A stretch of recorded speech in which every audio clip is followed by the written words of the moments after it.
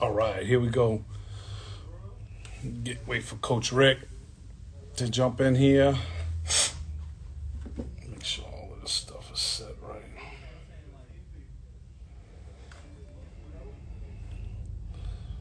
Okay, wellness, speed, sports coach. View requests. It was happening. We get Rick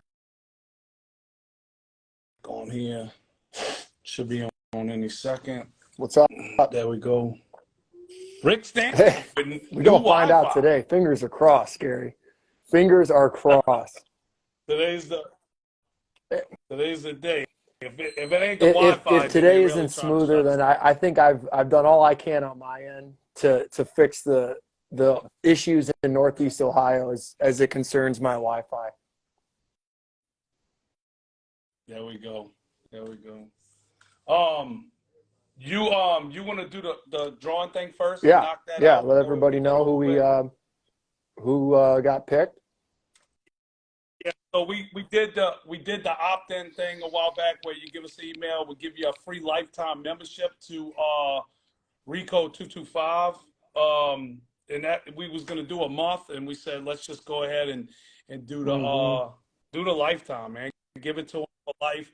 And then the way that it actually ended up working was is we draw the name and a Correct. GOATA coach wins. So and she's usually tuned in or whatever. And the girl Kayla, she had won, and she's a newer coach or whatever.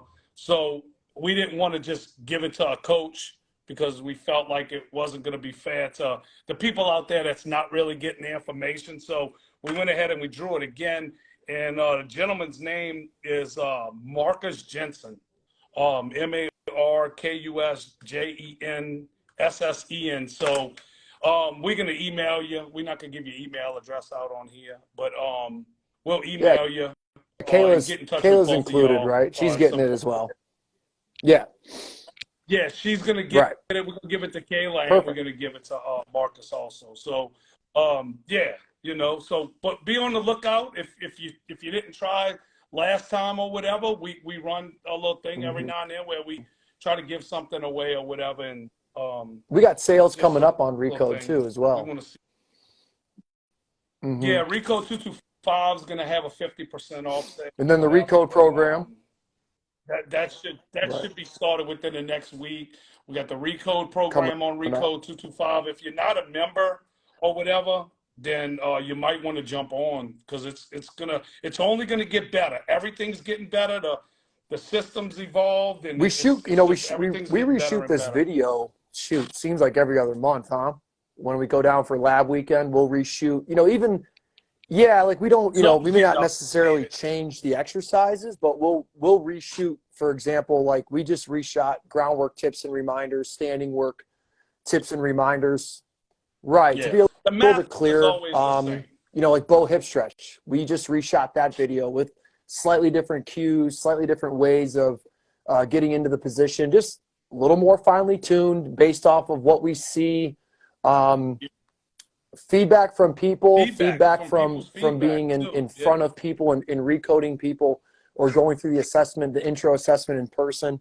Just little things jump out at you, as a coach on what you think is how you think a cue is going to be interpreted versus how it actually is interpreted. So little changes like that will always be present on either the GOATA app if you're a coach or an athlete or a parent that's gone through the institute, or on Recode 225.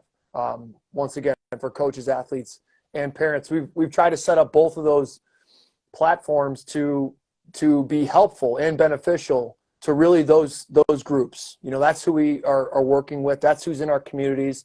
You kind of, most people fall into one of those three categories, right? A coach, an athlete, or a parent. And we're trying to continually make this system simplified and easier to digest and easier to get started. So, you can sort of wrap your head around what we're talking about in a more organized fashion than Instagram provides us. That's what the Institute does. It lets you kind of go in an order that makes the aha moments happen a little bit quicker, and you kind of don't waste your time with outside noise. You get to focus on what it is you're really trying to learn. And then the GOATA app is centered around making the coach's life easier. And then Recode 225 is to bring it to our regular Joes that are following us, or our athletes that are following us, our parents that are following us, that, Yep. Recode 225 was originally designed for that question of, man, I want to, push the boundaries of my speed, my strength, my endurance. But I believe what y'all are saying. I don't want to hurt myself anymore with the old way that I used to train. And that was really where Recode 225 started. And now it's become much more. Now it's going to have really a Recode program on the front end of it. So people can go in there of all ages, all levels, and really step-by-step work their way up to what we've called the workout of the week, which will be more challenging. But it's something that you'll find is attainable once you've sort of worked your way through that Recode program. Mm-hmm. Yeah. So, and then, like you said, you said the word interpretation, and that kind of like the first thing that we kind of agreed to kind of talk on today or whatever. And it kind of showed itself in the gym this week or whatever was the pigeon toed thing or whatever. And we always talk about the feet or whatever. And, I think, what happened is, it's either you duck footed or you pigeon toed. And it's like, that's the two concepts that always come up when it's, we always talk about second toe straight.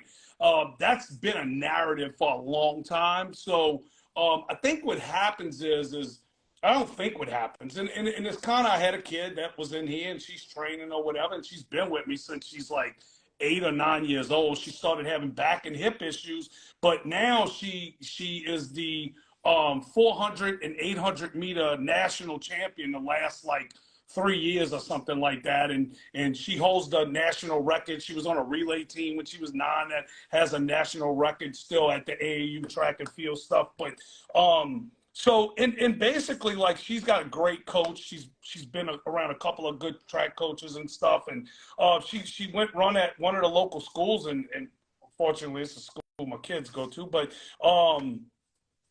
they over there and they like, yeah, nobody walks like that, and they don't even know. So like it's one thing if you're uninformed, you make yourself look like an ass a little bit. But if you're misinformed, and we want to make sure that we not on our end confusing the public with the pigeon toe thing, because where it starts from, to me, like, and what I've kind of gathered in the gym is that these athletes come in, and when they first put the feet straight, there's a sensation that is a pigeon-toed feeling in the feet. They're not actually pigeon-toed. It's because they're so tight, because they front chain dominant and duck footed, that when they stand up get the butt back a little bit and straighten the feet out, all that tissue that's been down and in is now coming back and out. And it's like, wait a minute, this feeling. And then where it gets lost is that they continue to chase the feeling, and they don't go back to the video or the film. Sure. And that's where the truth lies. And we say it all the time to watch video. So if you continuously chasing that feeling, then you're probably going to end up like this, pigeon-toed. And a lot of GOATA coaches have made the mistake, like full accountability. And, you try to clear it up, but you start to develop a kinesthetic awareness. But at some point, you got to know the difference between the two. And the tape is where you're going to find that out. If you're starting from crooked foot, I mean, anything that you start to move towards straight will probably feel like a pigeon toe, and I think the foot and ankle it's elusive at first, because we have to all accept that, well, we see our assessment, we take note of our own movement, and we're looking at ourselves going, well, I'm not GOATA, so my feels can't really be trusted. I've got to try to mimic tape. And so early on, it's a trust process to be like, well, I just agree with what I'm seeing. I'm going to try to mimic that behavior. And through mimicking it over and over again, subconsciously, it'll become my new normal. It'll become my new movement behavior. So instead of being crooked foot, I'll start to be more straight footed. Instead of having, a shin that dives down and in when I load it, it's going to start to turn down, back, and out. But at the beginning of that Recode process, you almost have a cast on your foot and your ankle. At least that's how I kind of conceptualize it for myself, as I was like, wow, I didn't even realize that the ankle could do this. I didn't even realize how glued my own ankles were. Like, you just don't even realize how much compensation you're doing, how much, you know, putting off of pain and tightness that you're doing, or you're just sort of accepting that this is what your normal body feels like. And so at the beginning, there's a lot of you know, trust that has to go into the tape, and trust that has to go into the cues and those biomarkers, like Gary's alluding to. Like, you want to keep checking tape. You want to keep, you know, take a look at your jog down the living room hallway or outside real quick, just to see, like, hey, am I still landing with that left foot pigeon-toed, or is my right foot still a little crooked? How's the inner ankle bone high control look? And then that lets you know what you need to spend more time on. You know, that lets you know where your focus will be for the next few weeks. And it's through that simple repetition of watching the tape and then going off of the ideal, which is that GOATA 10, and you're working off of that ideal map.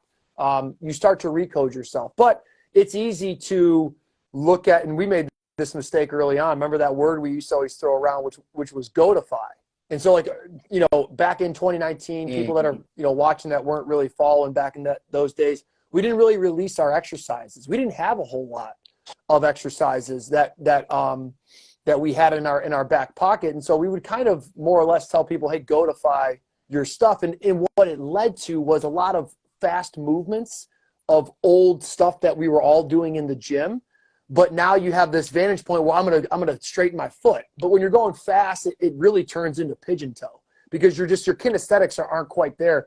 You would have needed to slow down, go back to groundwork, go back to all fours, go back to kneeling, break up that tissue a little bit, open up the feet, then start to gradually stand yourself up. And then after you had gone through that process of understanding 2 feet in GOATA, understanding 1 foot in GOATA, and understanding 2 and 1 with support, and more importantly, without support, once you get to that point, then it's like, okay, now we can kind of take the governor off.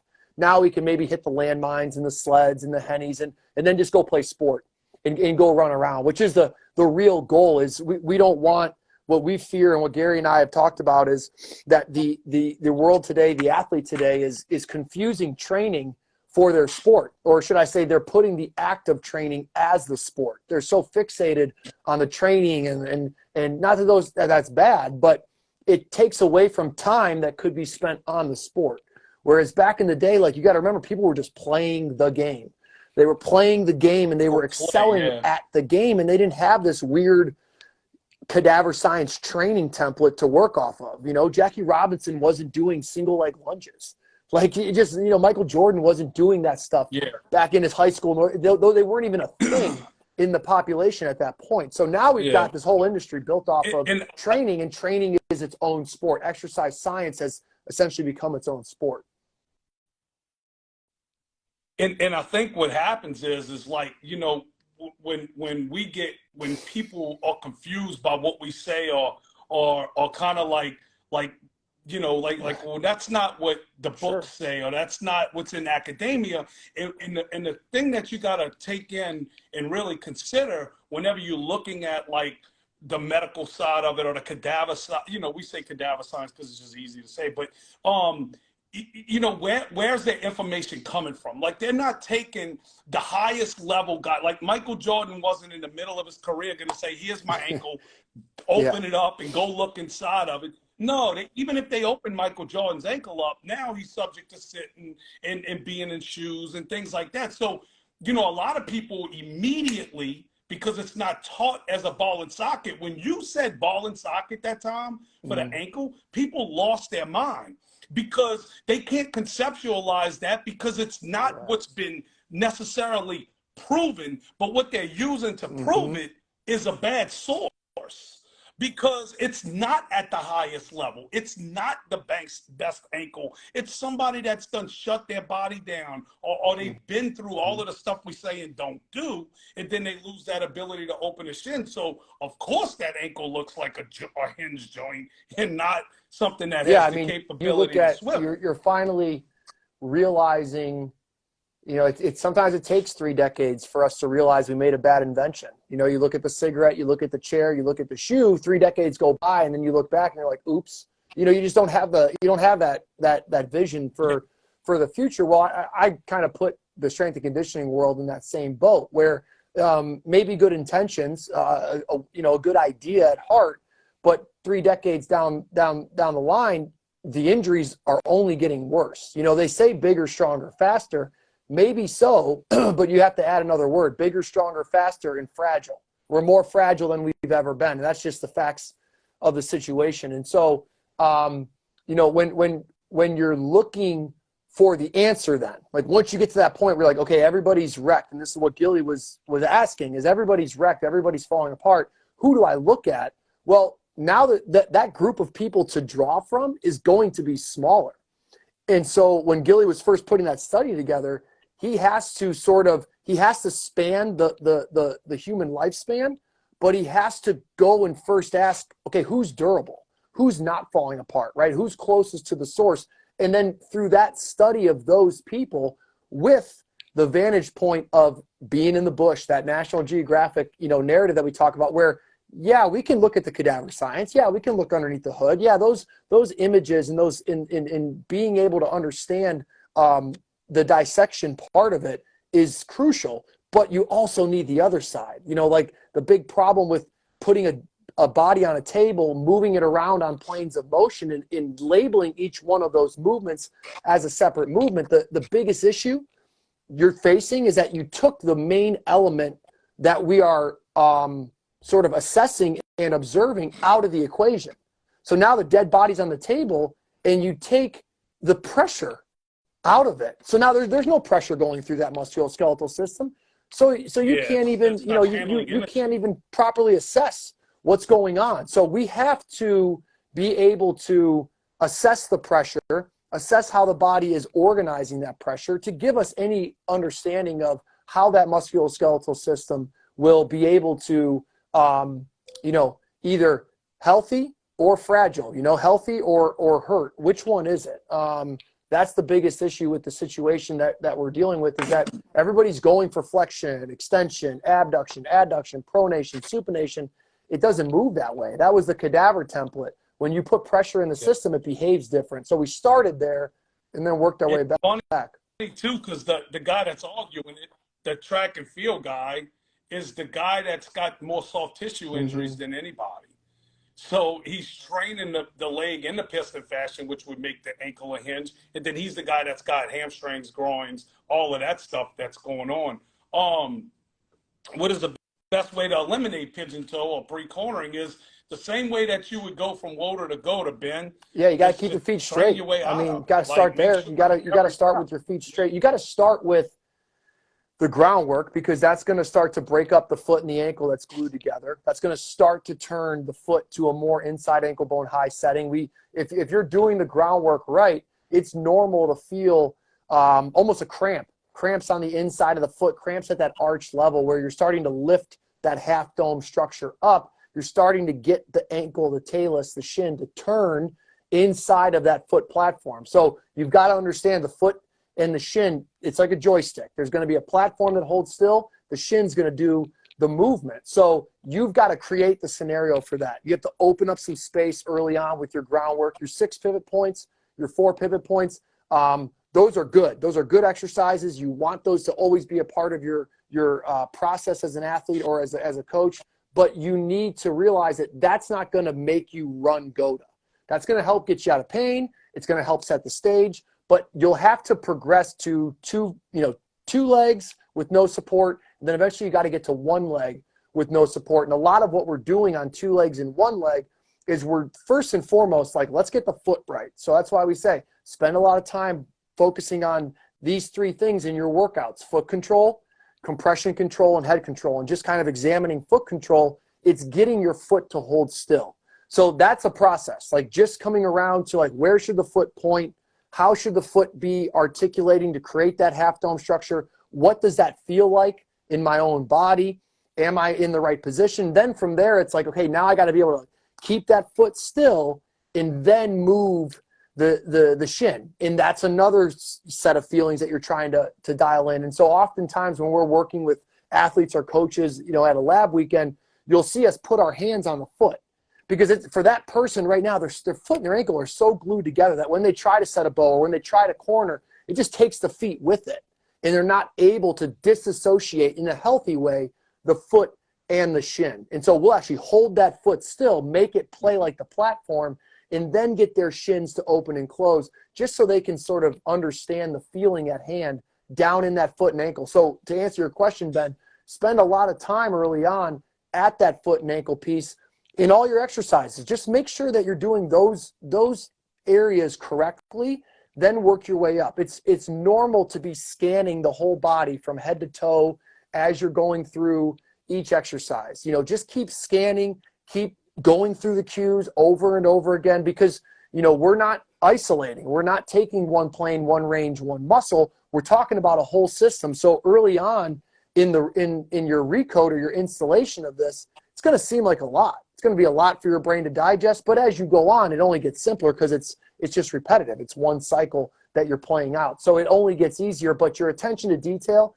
at the beginning is what allows you to set a foundation for you to then do more challenging exercises and then eventually to be free and go run around, that's everybody's goal, to be free and do what they love. Yeah. Somebody asked CEU? about CEC. Yes, we do. We approved in a few stations. They said I guess continuing education class. We all approved in Louisiana for physical therapy and on that side of it. So I don't know exactly what it is in your state or whatever. But and then speed sport coach bought a badge. I don't even know what that is, but I appreciate badges. it. Yeah, Same thing, so we just trying to get our Wi-Fi up, guys. That's where we're at. But no, yeah. So somebody asked about like they love the patterns, but they don't know how to unlock. Like, look, guys, like this is the other problem. Like, get a coach. Like, go to Recode 225. Like, if you have to decide if you're going to be somebody that's going to try to figure it out on your own on Instagram, it's going to take longer. Like, what do you want us to tell you? We're not going to put your how to do it and how to progress through it on Instagram. That's just not how it works. Like, you want to find yourself a GOATA coach, let them take you through a Recode program, let them show you what you're doing wrong, let them show you what you need to focus on, let them show you how to do the groundwork correctly, let them show you how to progress. If you're just trying to watch it and mimic it and you're like, oh, I can't figure out why I'm not GOATA. Well, you got to go through the process. You got to recode yourself, guys. You have to know what you're going after. You have to know what you're trying to recode. That's the assessment. Then you have to know what GOATA is from a feeling standpoint. Well, that's a problem because you're not GOATA. So now this is that issue of trusting the tape versus trusting your feelings. If you're just trusting your feelings, you're going to be pigeon-toed, faking heel away like we see a lot of fake GOATA coaches do, and they have no recode to show for it. You know, they do thousands of drop-ins. They do the most working out of any GOATA coach, and they have the least amount of results. There's something wrong with that. That's because people were going off of their feels instead of going off of the tape. So you have to trust the tape, but you have to know what you're looking for. It's a process here. Like, we're not just going to work you out. You'll get the aesthetics, the sweat, all that. You get that for free when you're training. That's coming. But you want to recode behavior if that's your goal. If you're like looking at yourself run and you're saying, well, I want to run like a GOATA, I would reach out to a GOATA coach. I would get a GOATA coach and have them take you through a recode. Have them get you to understand that pattern and see it, see yourself, and have somebody else articulate it over the video, because that has the biggest impact. It's a huge impact on our young athletes, parents. They see the assessment. A lot of them go, wow, okay, now I know what I got to focus on. Now I know what not to waste my time with. Now I know where to put my attention and where to put my reps so that I can get the change that I seek. But like I said, if you want to see change at the end of your assessment, you guys want to see change in your run, you've got to be doing single leg stuff with no support. And you've got to work your way up to that. And that's what our whole Recode program is centered around. Start you in all fours, take you to a single leg. And throughout that process, you just get stronger. You get more control. You get more kinesthetic awareness. You know exactly where you need to be. And you just keep repping it out. And you keep seeing changes in your video as you go. Like Gary talked about, he's in the gym with Jameis or any athlete for that matter, and the camera's out and you're watching the video and you're talking about the video, it's all centered around what needs to be fixed, not just training muscle groups or training ranges. Those days are over. Yeah. Yeah, somehow we are not more fragile, which I think the injury reports, it's not a more fragile body. The body still has the same, I completely agree with that. We are not more fragile. We're more powerful than we've ever been. Probably so. Like, I would agree with that stuff. This stuff is a GOAT. Just train GOATA and then try to make it to the league. It's happening already. We've said it before. Look, guys, you can be explosive and be WOATA. I mean, it's like you could be explosive and be WOATA. Yeah. I mean, the injury rate's through the roof. So there's and then the other silliness is like, not right. I mean, you take a group of humans and you put them in a gym and you make them do back squats and deadlifts and hang cleans and you watch those numbers go up and you say, look, see, everyone's getting stronger. It's like, no, they're just doing what you tell them to do. Like, there's no better basketball players than when Michael Jordan was playing. Right. There's no better quarterbacks than when Dan Marino was. Like, the talent level's still the same. Like, what's happening is now there's load management. Now there's people griping about the turf. There's right. It's built around the narratives are now like, how do we keep these athletes healthy? That's what we're saying. We're not saying the human body is in a state where it has to be fragile. We're just saying that overall more people are fragile because of the decode, because of the lifestyle being one, a lot of tight toe boxes, a lot of time in a chair. And then the training's just an absolute circus. It's a complete joke. And kids are getting into that joke at 8th grade. I mean, I started training with a serious trainer, like, 7th, 8th grade as a, and that was back in, 1999. So look at where we are now. And you see how much specialized training has gone in. Dude, we are behaving more fragile, you could say, in our movement system as a whole. It don't have to be that way, though. But yeah, you're right. Train GOATA and then go to the league. Well, no, he's saying like it's a I joke, know. like GOATA. But at the end, he's like, train GOATA and then go to the league. It's like, I mean, your best bet is. Well, that's what they doing. Right. Yeah, your best bet is. Be careful what you wish for, bud. It's already happening. Right. Yeah. It's like I mean, it's one thing or the other. I think sometimes they don't understand. It's all it is. It's no, yeah, he's butthurt. I mean, a lot of people are. Like, we're, everything that you thought was true is now false, and we're the ones telling it to you. Sorry. Yeah, it's like I self-trained from Insta in 2 sessions with the coach, made improvements in 6 months. Yeah, you see Hall of Fame performance. So, like, once he hired a coach, it was like 2 different situations. And the thing is that you need the video to tell you why. And you also need, like, I know, like, my first calls with my clients is like, hey, man, how you sitting? What's your schedule like? Yeah. You got class? Do you have this? I just had the 70-year-old lady come in. And we talked about some different stuff, and she's telling me her routine and what she does. And I'm talking about down to, like, I drink coffee when I wake up and, like, just different things like that. Well, listen, when you're drinking that coffee, whenever and sometimes you can tweak the environment a little bit. And then by them tweaking the environment, it brings the kinesthetic awareness up a little bit in the sense of, well, now I'm not going to sit in my recliner and drink my coffee. I'm going to sit at the table to where now I can put my feet straight. You're giving them some type of physical cue to kind of change that, and that helps. So, like, having that GOATA coach, getting somebody to do your film, getting somebody to show you why these things is happening, and then to give you a reasoning why. Like, it's hard to have a belief system based off of something you're seeing on Instagram, too. Like, that's not going to work, ever. You got to dive into the information. With your GOATA coach, you get the app. They're going to give you the app. They're going to give you the global laws in it. They're going to give you the lifestyle and Recode tips. Like, it's all yeah, I mean, if you're patient with the process, if you start with good groundwork reps and you work your way up, you'll get the results. Like, we do it all the time. Like, we take an athlete, we put them on the ground, the Jameis Winstons of the world, the athletes, we progress them through the system. That's why we call it a Recode program. That's why we wrote out the Recode program. We took what Gary, RJ, and I have been working on or been recoding people with, and we did our best to make a one-size-fits-all version of that is now going to be in the GOATA app for the coach to curate and mix off of.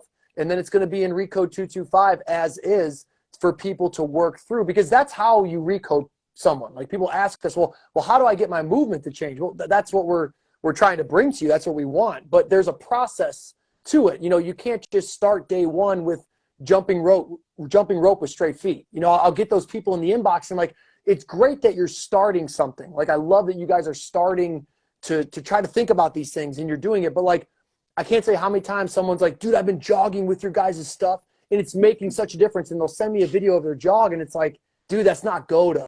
Like, I'm sorry. Like, I'm glad you think that your straight feet and your heels are moving away, but that's not GOATA. Like, that's not how the Recode process works. You can't just jump into dynamic movement and think that because you're telling yourself to be inside ankle bone high and heels away, that you're going to be inside ankle bone high and heels away. That's just not going to work. So you've got to take your time and let the nervous system slowly acclimate to these behaviors. And it will do that through the process of all fours to single leg. Because when we get to all fours, it's much easier to disperse the pressure. It's much easier to organize the foot and ankle. It's much why right. And then once you get those cues locked in from the ground, you work to the wall. You start to organize yourself with 2 feet on the ground. You move the support away from 2 feet. You go to support with 1 foot. Then you remove the support from 1 foot. Then you go to one pivot point with no support. When you work your way that way, you will recode yourself. Now, so just if you're listening and you're like, how do I recode? That is the route that you need to go. You need to be paying attention to foot control, compression control, and head control as you go from all fours to a single leg. If you're focusing on those things, your nervous system has no choice but to listen to what you tell it to do. So if you're giving it good, disciplined reps, it will give you those outputs that you're looking for. But if you're going fast early, I can promise you that when you slow it down, the same behavior that you were trying to fix is really present. And that's something that I don't think people understand, and they jump right into it and they try to jog or they try to jump or throw or swing, do something dynamic in inner ankle bone high with the heel away. And from their feeling standpoint, it feels different than maybe what they were doing a week ago. But from a slow motion video standpoint, frame by frame, it's still the same sort of inner ankle bone low behavior on the loading, and it's still the same missing corner behavior on the transfer. When kids or adults pick up external weight off the ground, how do you teach them to pick it up? Why not teach them a deadlift prop? My grandma taught me how to pick stuff up off the ground because she was always like, this one's my favorite, the deadlift one. Like, yeah, you know, we got all this stuff we got to pick up in our day to day. You go tell me the thing that you're picking up that's even close to 50 pounds, 30 pounds, maybe even 25 pounds. Dude, if you can't pick something up off the ground in your day to day, then you need GOATA. Like, you don't need a deadlift. You need to learn how to be straight foot, be inside ankle bone high, and have your tail back and your crown forward. If you're living in that world, tail back, crown forward, inside ankle bone high, you're going to be just fine picking up the 30-pound box in your house. No, you don't need to do 225-pound deadlifts. Yeah. Sweetie. And this is the thing. We take the best athletes in the world. I mean, we worked with some of the best athletes in the world. We take that stuff away for 2 weeks, and instantly in 2 to 3 days, they feel better. Now, we're not saying if you're a deadlifter, if you're a power lifter, Olympic lifter, or something like that, but Jameis Winston don't do one deadlift on the field. And that's the problem is that people have got obsessed with the exercise or the strength side of it and have not honored the way that we move through space. And if you don't know how the body's designed or supposed to travel through space, like in other words, I looked on the page already. I already just looked. Like, there's a kid running through a ladder that's in super valgus that he's going to deadlift, and he's going to rep this kid out. He's going to open his feet up, and that kid's building a pattern in his landing every time he steps in that ladder that he's going to start to have a knee problem. Now, I don't want to see that happen, but I know that dealing with this inside ankle bone high or inside ankle bone low behavior, that there is through – again, I got 25,000 entries into my iPad. Like this, we've done a lot of homework. I'm not going to sit sit there and make an argument for a 12-year-old child that's running in valgus so I could deadlift him, that becomes an egotistical situation then. Now I'm taking, I had the deadlifts. I had better athletes in here that may ever step foot in that gym before I started GOATA. I had Jamar Chase, Christian Fulton, Darrell Williams, all of these dudes, like they all fucking, some of them Pro Bowlers and shit like that. So when I'm sitting there and somebody comes in here and tells me Jamar Chase ain't gonna have a football career if you keep doing what you're doing, and I don't take that shit seriously, then all I'm worried about is fucking Gary Sheffield. And I'm not worried about Jamar Chase. Right. And that's why I changed the program years ago, was because somebody gave me a smidgen of an idea that I could be responsible for the patella rupture that he had his senior year. And I knew I had to change something for that kid and for the kids in my gym. Not because I want to fucking deadlift. Well, what kind of fucking egotistical bullshit is that? How do you teach them to pick up shit? Instinctively, God taught you how to pick shit up. I have babies that walk around and they squat, and they got a better fucking squat pattern than anybody in that gym, or better than the person that's saying it. You know what I'm saying? And listen, I get a little passionate. It's a dumb question, you know what I'm Gary. saying? Because it's a shitty question by this person. I was that egotistical person that was more worried about a deadlift than a kid's knee. You really need to invest in looking at what we're saying and what we're doing instead of getting in your feelings and worrying about protecting the deadlift. The top deadlifters in the world come to us. Think about how stupid that question is. People are picking up stuff every single day. Bitch, they doing 10,000 fucking walking reps a day. Where's your logic there? So you're telling me that someone's going to pick something up more than they're going to walk? Shut the fuck up. Like, close your gym, get out, turn the keys in. You don't have any business being in that space. That's the insanity of the industry. Well, someone's got to pick something up during their day, so I have to do deadlifts, 3 sets of 8, 4 days a week. What are you talking about? This person's going to go walk 8,000 steps and then put another couple thousand in the sprint, but you ain't worried about that? You're worried about how they're going to deadlift? Where's the logic? Like, their own logic to how they set up their programs is horseshit from the very beginning. Well, this 8-year-old kid's got to pick up his fucking PS2 and move it to his bedroom, and you're going to do deadlifts for a month to get him ready to transport his PS2 to the other room? Meanwhile, he's running around in valgus on the court because you just deadlifted him for fucking 3 months, and then he tears his patellar tendon.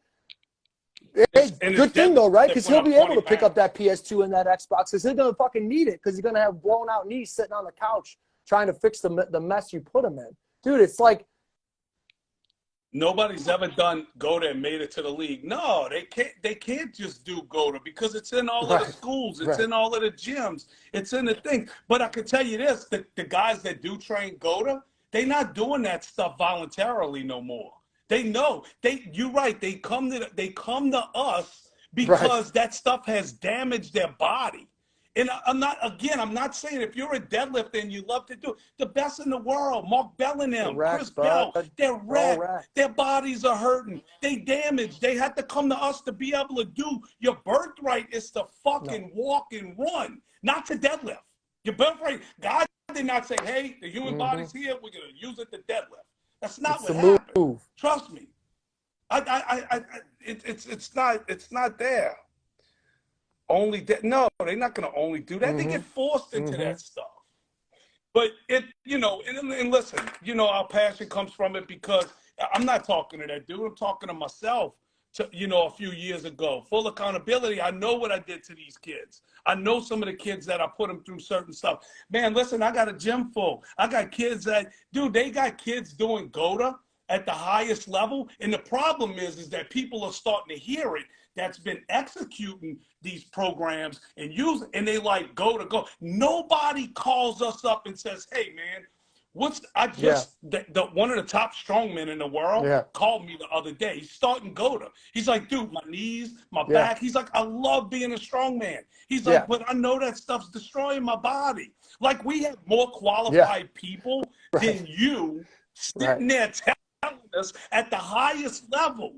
They're not the guy in there protecting something. Their body is their tool. And then the other thing is Mark Bell will tell you in a heartbeat, like, now that I know what GOATA is, if my kid decides to be a weightlifter, he's going to do GOATA too.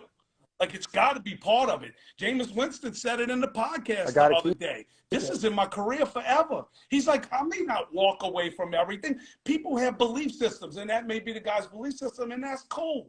But at some point, you got to step back and say, hey, what am I doing from a security standpoint? And listen to me, if anybody that owns a gym or runs a gym or runs a sports team or anything like that tells me that nobody's ever gotten hurt under their care, they're a fucking liar. That one's great. They're a liar. That one's great. That's a lie.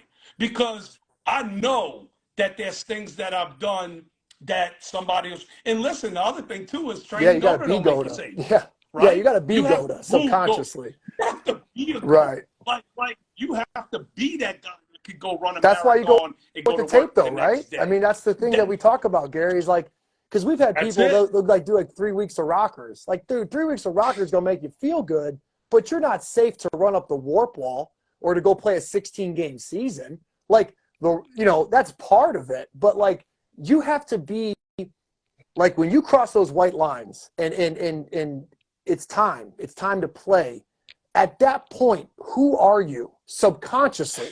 Because subconsciously, the behavior is going to be what's actually present. It's the same thing that we see in our recodes where people's standing, the squat, the walk starts to look better, but then the run, they still have to, that's the last piece to clean up because it's dynamic.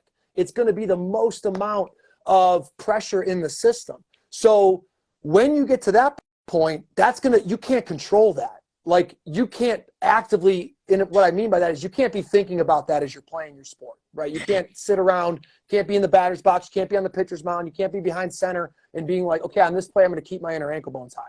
It just doesn't work that way. So you want to be subconsciously GOATA at that point. The way we test for that is tell you, hey, give me what Gary does a lot with his athletes in the gym is he'll line them up and they'll sprint before they go do whatever circuit it is that they're doing. So once they go and sprint, you got the camera out and it's got competition involved. Then you get to see, like, hey, see how the duck foot's still kind of there. We still got to get that foot straighter. And you know that you constantly reevaluate in that sense because that athlete needs to be GOATA when we're not there. When they put the pads on or when they put the uniform on and they have to go into the sport, we need them to be GOATA at that point. So, the system is in place to make them GOATA, but it's going to take time. It's going to take inputs. That time and inputs is really just case dependent. It's depending on who you got in front of you. It's it's Mark Bell is your example. Mark Bell did not deadlift for health or longevity. I'm gonna end it right there because now you're talking about deadlift for health. Like, I mean, the deadlift. Like, look, guys, the simplest we can put it for you. Dude's on there. Deadlifts are the worst ever. It's why he's on the page right just now. Look at sport, guys. Just think about it. I mean, do you want your foot to collapse? Like, do you want your heel to be in the ground? Look at what we've been showing you guys in slow motion video. Look at how people run, how people jump, how people throw. The heel wants to be out of the ground, right? The foot doesn't want to collapse. It just doesn't even make sense conceptually to sit there and say the foot's an arch and then to teach collapse or to teach heels down. That would be collapsing the arch. So it's like you got to just have some common sense. And a lot of people do latch onto that concept of like, yeah, it makes sense. Like when I'm in sport, I want to be on the balls of my feet, but then I do all this training in my heels. Like that's we hear a lot of people like early when they get sort of exposed to GOATA, that concept makes a lot of sense to them right away without even knowing too much of the global laws or too much of the detail. Just the basic, I want to be on the balls of my feet when I play sport, but my training up until this point has been heels down. Like that's a big like aha moment for a lot of folks because they start to get the understanding of like, oh, there's this reverse gear where I am heels down, I'm not moving, I'm static, and I'm sort of digging in like a shovel, whereas the movement that we're designed for to go out and affect change in the environment is more like a spring, right? It's got a completely different way of using that same system to finish the task at hand, which is to move stride lengths. Like you're at point A and you want to go to point B because out there is where you can affect change. So the body's designed to walk, run, throw, swing, strike. That is your fight or flight. So whether I'm going to fight and attack or I'm going to flight, turn around, and run away, That's your forward gear. The whole design, the whole pattern is set up around this cycle of, exchanging pressure waves for stride lengths. And the bigger the stride length, the bigger the wave of pressure that is needed. When you're walking, it's just tiny little stride lengths, so the wave is quieter. When I go to sprint, the stride length gets bigger, so the pressure wave gets bigger. Now you have a full 22.5. That's the design. It's to move pressure from one side to the other. Well, the deadlift is in place, like a shovel digging out. You're just stuck in place. You're going to go heels down. It's the reverse gear to your drive. Your car is centered around driving forward. It's designed to drive forward. Everybody would agree with that. It does have a reverse gear to back you out of certain situations, just like you have a reverse gear to pick something up when you need to. But if you're going to weigh out the inputs on the nervous system, if you were to look at the log at the end of the day, that number underneath locomotion is going to be thousands and thousands and thousands of times more prevalent than that input under lifting. And that's what we're saying, is that there's not a balance. Like, it's not 8,000 walking reps and 8,000 lifting reps. It's completely different. No. You do it best when walk, you give walk, the jog, example of run, walk, jog, run, walk, jog, run, throw, swing, strike, run, throw, lift, walk, jog, run, walk. So the input sheet won't be balanced. Just like it's like the your analogy car. with the car. And Just that's the issue with the balance thing, is we think the body's balanced. Like, no, it's not. Like, you don't need the front side to be as strong as the back side. Like, it's supposed to be dominant. That's why we call it back chain dominance, because you're going to dominate with the backside outside, because that input sheet is centered around. The body's already built to handle 8,000, 10,000 plus reps of forward locomotion just in one day. Then take that through a lifetime. It's already implied that pattern, that cycle of moving pressure that allows you to go forward, it has to be durable. Just because it's got to make it through 8,000 to 10,000 reps a day of walking, and then compound that over a lifetime, it couldn't be fragile just based off of how it's set up. It wouldn't make any sense. Yeah.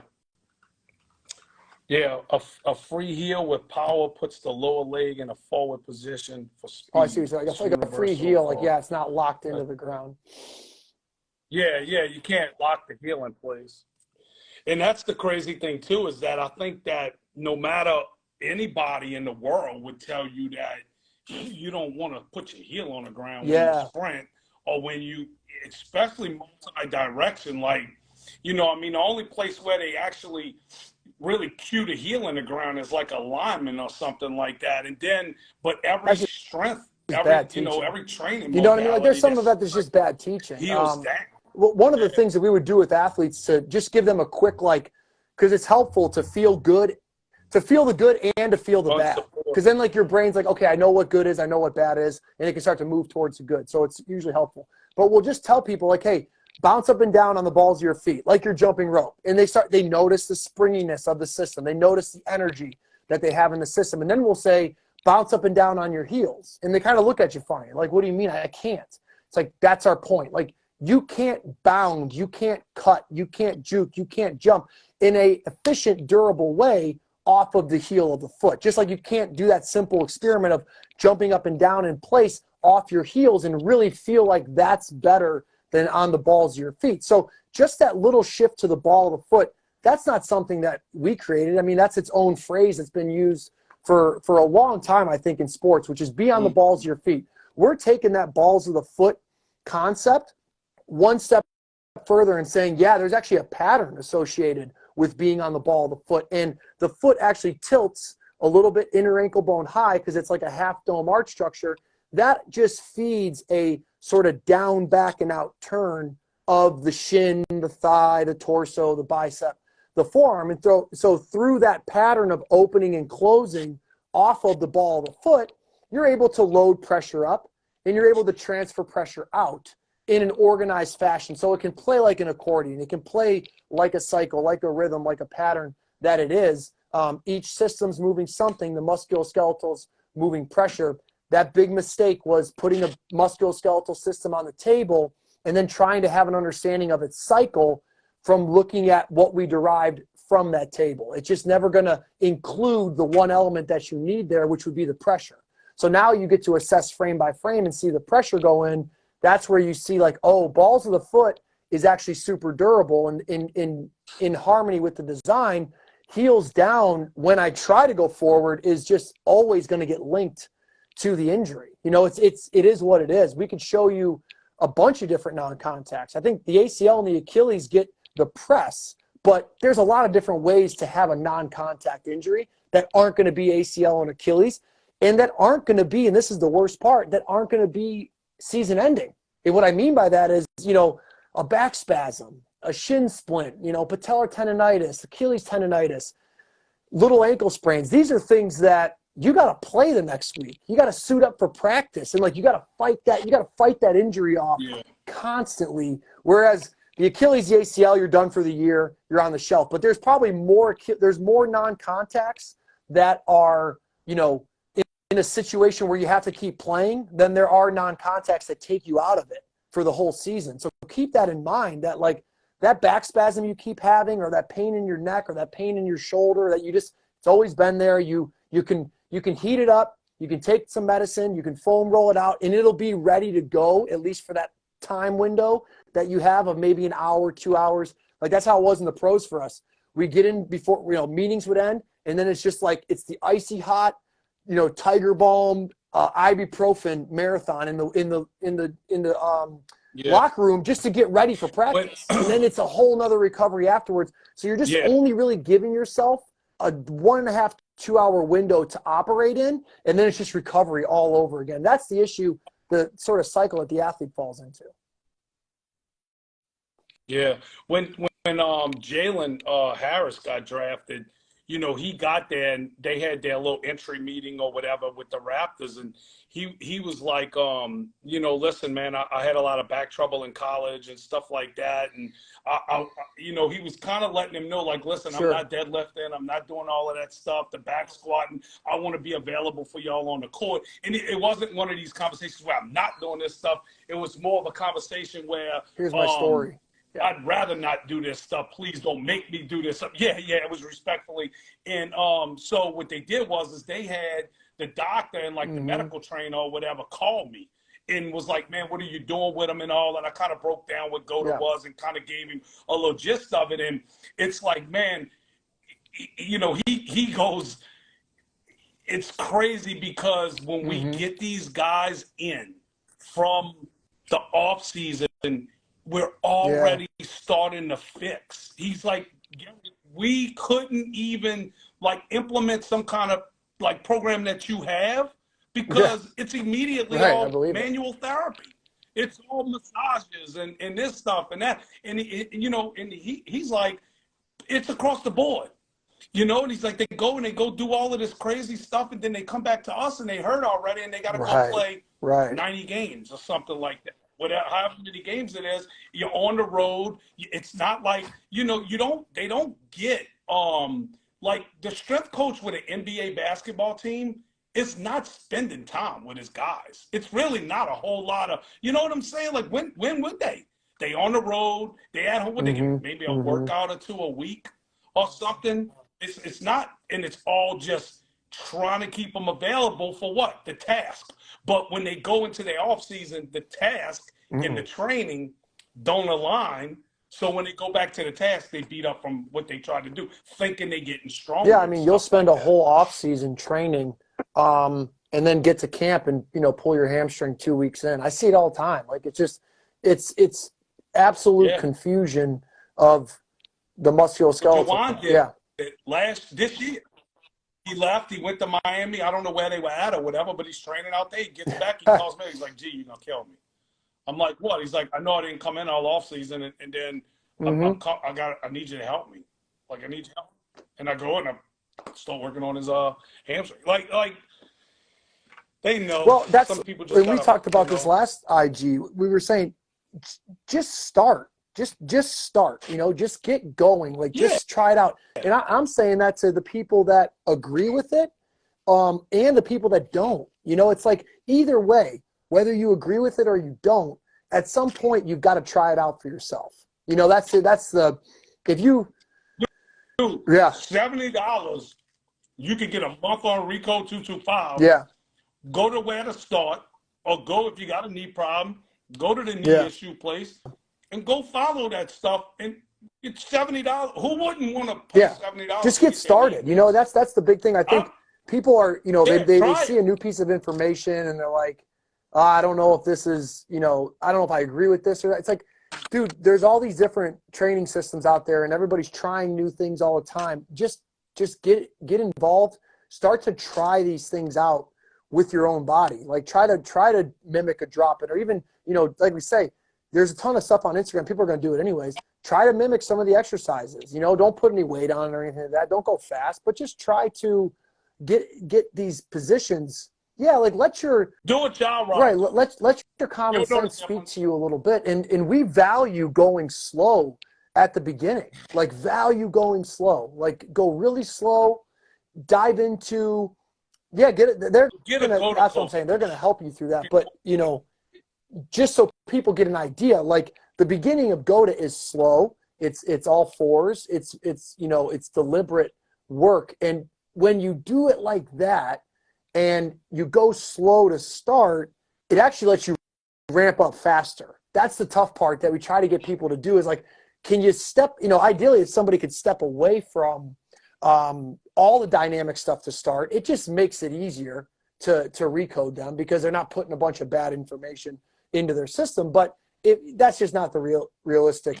situation most of the time. So you have to start from all fours and work your way up. But when you go slow to start, you can build the momentum. So yeah, somebody's asking, what does it take? You know, I'm telling you, I've been telling you the whole time. I've been saying it like several times that to recode yourself, you need to first know what it is you need to work on. So you need to get assessed, Omar. You need to go look at yourself moving and have a real conversation with yourself and say, okay, who am I? Because am I landing in a bow? You got to find out what the heck it is you're trying to work on. Otherwise, you're just pissing in the wind. And once you figure out what you need to work on, then you need to know how those things should be playing out. You need to know what inside ankle bone high is. You need to know what a bow is. You need to know what a corner is. These are things you have to understand before you can start to just put them into your system. Then you got to go into the exercises. You got to put these exercises into your system the right way. That's why we say get a coach or go to Recode 225. Have somebody help you through it, because otherwise if you're just looking at Instagram, it's just not set up to learn a system. That's not what Instagram is. It's just it's you know, just ideas and concepts being floated out there to get people interested. But if you want to make yourself GOATA, if your goal is to be a GOATA 10, well, you have to find out what is GOATA 10 first off. Then you got to find out where are you in terms of that spectrum from GOATA 10 to WOATA 10. So that'd be the first thing I would say is find out where you are on that spectrum and understand what GOATA 10 is. Then you got to get a plan. You got to start to go in that direction. So you got to start from all fours and you got to start to progress yourself. And as you go through those, you got to make sure you can control each section. And then if you get to that last point where you're in a single leg and you can control it, then you'll be GOATA, or you'll start to show more GOATA in your end of the assessment. And the more you keep hammering on that single leg, the better you're going to be at the end of the assessment. So how long it takes somebody is totally case dependent. You know, how old are you? How many injuries have you had? How, you know, what are you doing currently? How many reps and sets can you give me in a day-to-day? You know, what do those reps and sets even look like? It's one of those situations where it's like, yeah, and I would tell people the more questions you have centered around GOATA, the more likely it is that you need a coach. The more likely it is that you need to go to the institute to get your questions answered. You know, like we have our coaches that are trying to learn the system so that they can explain it to their community. Well, they want the deepest dive possible. They got to go to an institute. They got to go to the institute and then ideally go to a lab weekend. That could be the same for an athlete or a parent. If you're looking for the education, you're looking for the deeper dive than what you see on Instagram. We built that. We put that that's the GOATA Institute. That's why we built it, because we had so many people looking for the answers and we needed an easy way to teach it to people, not only our coaches, but others. So that's where I would start. And then from there, it's like, dude, if you need a guide, go find a GOATA coach. If you want to do it yourself, go to Recode 225. So those are kind of the areas to go. But you know how long it takes to recode, man, it's just case dependent. It really is. It's depending on how much time you're going to give me. It's dependent on how many reps and sets. You know, it's dependent on how many injuries you've had. Like, you know, we get some coaches that come in or some athletes that come in and, man, they may, like, let's say they had traumatic surgery. Like for me, I had, you know, a serious surgery on my right ankle, a high ankle sprain. They had to put this like tightrope thing in there. So I got hardware in that foot and ankle. So, you know, when I first came to GOATA, it was like, oh, wow, like this might take a little while to recode. And like, you know, for me, I do what I need to do to stay out of pain. And I'm not somebody that's like, you know, show myself working out, shirt off on Instagram, as you all know from following me. But I know what my limitations are. I know what I'm going to do on a day-to-day. Now, if I was still in the arena of battle and I was still running, juking, jumping, cutting in a competitive scenario like a lot of our athletes are, then that person's got to put way more time. Like Jameis got to put way more time in than I do. Well, we got different goals. I'm just trying not to have any more back spasms, trying not to get my hip replaced, trying not to get my knee replaced. I mean, those were my goals coming in, and I've matched those goals. Like I feel great. Yeah. And the thing is somebody might sit there saying it's crazy, but you go look at like NFL veterans and all, and go like once they finish playing on TV, right? It's over with. Like you don't hear nothing else about them, or you don't see anything. But like those guys are. When we were in the every camp, we'd be sitting there in the team meeting room, and you know, the head of the NFLPA would come in and he would draw an imaginary line down the middle, and he would say, everybody on this side of the room is going to need a new knee or a new hip by the time I think they were, you know, 50 or 60 was the age that he would say. They tell you that because we have this thing called line of duty disability, and we've got, you know, workers' comp. We have all these different things built in on the back end. And the NFLPA has done a pretty good job with helping set people up in the future because they just know that there's so much wear and tear. And look, there is just wear and tear from football, but to literally cut the room in half and say everyone's going to need a new knee or a new hip, you know, that to me was my goal when I found GOATA. Because after I was done playing, you know, I started my journey to understand movement around the lens of the throw. And then when I finished and I found you guys, it was just like, okay, I don't want to be that hip replacement guy. I'm watching my parents' generation break down. I don't want to have that. Like my right, Gary, my right knee's killing me. Hey, my left hip, like, what do you guys see? And you guys showed me on, you know, Rick, look at your feet. Like look at the way you load the bow. Look at how you're standing right now. And so for me, it was just I was more centered around the lifestyle component. Like, how am I walking? How am I standing? I'm going to get some more ground rest in. I'm going to pay attention to those things. And it's been tremendous. And we've seen that from a lot of people, specifically parents and those that aren't going to turn up the governor past a jog in their day-to-day. GOATA's perfect for you because you don't got to do a lot of work to get the results you need, and you don't got to sweat. So we have this like population of people that they're getting benefit from GOATA in a completely different way, even though it's the same exercises, in a completely different way than, let's say, we're taking a Jameis Winston or another NFL athlete like a Cisco, taking them through a workout where, like, man, that guy's doing the same pattern, he's doing the same work, he's doing some of the same exercises, but he's on a much more intense dial with the system. Yeah. The grandma that I got, she's in here. That's it. All she wants to do is go see her grandson. That's the goal. They just won the championship. Yep. She couldn't experience it with him. Because she can't go walk into the bleachers and sit down without her back killing her. You know, and it's been 40 years that she's been dealing with this stuff. I told her my goal is to get you get you to a game. Because I know that if you could go to that game and make it through that 3-hour event or 3.5-hour event, the rest of your day is going to be fine whenever you have the opportunity to sit down. That, to me, is more powerful than training the NFL, dude. Because this is like when you start to lose things in your life, when you start, listen, you know my story. I was a homeless drug addict. Like, I lost a lot and I've gotten them back. So the way that I value things may be a little different than somebody who's never lost anything. You know what I'm saying? And then to get it back. But the time that I lost with my daughter when I was out there being a junkie, I can never replace that time. And to know that if I knew at that time that I would never, ever be able to get it back, I don't know what I would have done. You got people out there in back pain that right now think, this is who they are.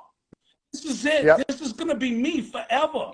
Because somebody is sitting there going, well, it's just part of getting old. That's not fucking good enough for me. You know what I'm saying? Like, you got to do better than that. Like that's just not good Well, enough. that's where the passion comes from. That's where I would say the sense of urgency comes from, is that our first inclination is like, man, your window is short as an athlete. Like, I mean, you're talking about maybe 1%, if that go on to pro. So most of us are going to stop after high school. The next wave of us is going to stop after college. So the time to strike is the window is very small in sort of, when you back it out and you look at the whole view of this thing and you see your lifespan. Your window that you can really take advantage of your athletic career is very short. So like, it kills me to see, a junior or a sophomore in high school that they've got goals of being a Division I quarterback, but they're also experiencing right knee pain because they're going to the joker down the street that's doing deadlifts till their nose bleeds. You know what I'm saying? Like, it's just like, it kills me because I know that that's not the way to go about it. That's not the answer. Like, that's not the route that you should be taking. Now, that's the status quo, though. That's what is normal right now, so it's comfortable to go through that route. But what kills me is I know that person might look, down the road, they might look back and go, dang it, dude, like that right knee injury screwed me up or it derailed my career. And how many athletes have we seen come in to the gym and tell us their stories of their injuries and what it did to their career? It's like, dude, this isn't something to be played around with. And then you take it that next step to where, okay, sport's one thing, but what about life? Like, what about the grandma that wants to go see her grandkids play? Like, she's earned that. Like, she should have the right to do that, and she doesn't know why that's being taken from her. She doesn't. And so me and Gary, like, we're raising our hands, like, we know exactly. Yeah, we know exactly why it's happening. And so that's why you got to kind of stand up on the mountaintop and scream from, the top of your lungs.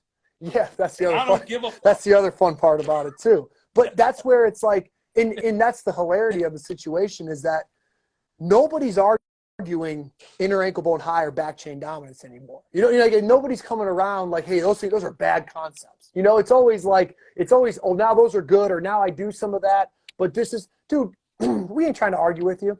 We just want you to start trying out the system. Try it out for yourself. Feel it out for yourself. Look at the video. Let it speak to you a little bit, and then decide what you want to do with it. But I think it's better if you try it and then kind of, get a grasp of what's going on, as opposed to just standing off to the side, because, man, it's not funny. It doesn't make me happy. But we share profiles of people that have trolled us, right? And, we're like, man, what happened to that one guy, Gary? It went quiet. We go on his page. Oh, that's funny. You got your right knee replaced. Oh, you ain't barking on the page about the knee as much now that you just recently that you're trying to get the knee. Just recently happened. Ooh, One so of it's our like, biggest dude, critics. that shit's happening on the regular. The people that were they're literally getting the joints replaced that we told them they would get replaced. Like, that doesn't bring us joy. You think we're happy that the slow motion video? We talking to them. We're trying to save your 70-year-old the slow motion video. It doesn't play favorites, guys. It doesn't play a favorite to me. The slow motion video was the most humbling experience I've probably had as an athlete as a whole. But then even taking that slow motion video, because I've been watching it since 8th grade. I've been rewinding VHS tapes in my room since 8th grade to understand the game of football, to understand it frame by frame.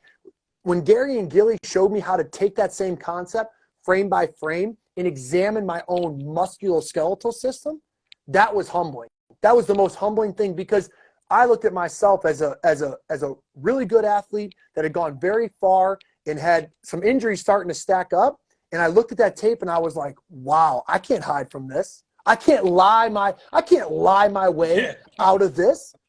Like, I can't go back to Gilly and Gary and be like, no, my ankle bone's not dropping. Like, I couldn't say it. Like, everything that I had been dealing with from an injury standpoint was right there in front of me, like directly in front of my face. And that's why I tell people, like, if you maybe have reservations, that's fine. Go get an assessment from a coach. Just do the assessment. Just go get the assessment from the coach, and have it online, $300. It'll tell you who you are. Because that's, I think, the moment that a lot of people need to go, oh my goodness, like that's why your right knee hurts, Rick. That's why your right side of your back every month and a half will just spasm out and you don't know why, and you have 2 weeks where you got to take it slow. That's why, see, you're landing on your left side, Rick, see your corner. That's why your left hip feels like shit when you wake up in the morning or when you go for a walk with the family. Like, those questions get answered just from watching yourself take a few running steps based off of this system.